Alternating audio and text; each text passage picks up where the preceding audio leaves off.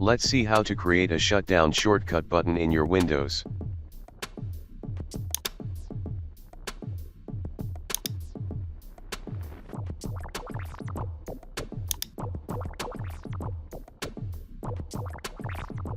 Now type here shutdown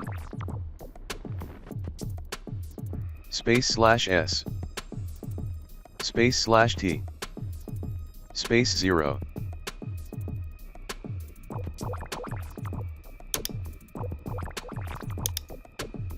Now add icon for your shortcut.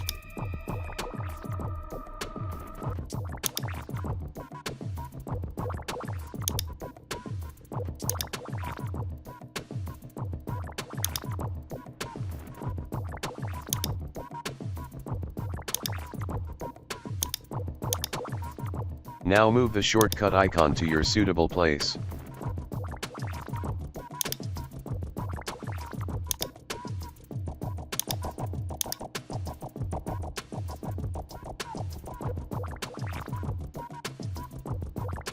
Thanks for watching. If you like our videos, please subscribe.